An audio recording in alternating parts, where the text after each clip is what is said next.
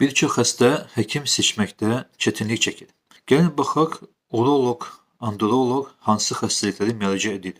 Qısaca desək, sidik yollarının bütün patologiyası cinsiyyətdən asılı olmayaraq və əlavə olaraq kişilərin cinsi orqanlarının xəstəlikləri.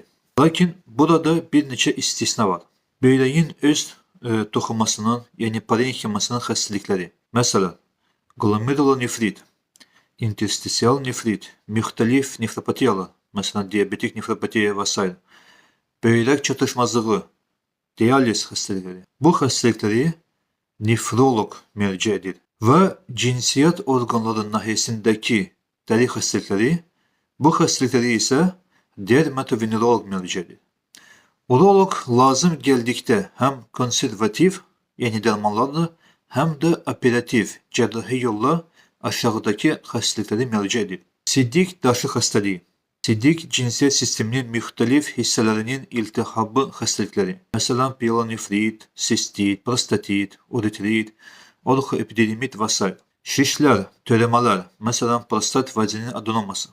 Sidik yolların anadan gəlmə və qazanılmış anomaliyaları.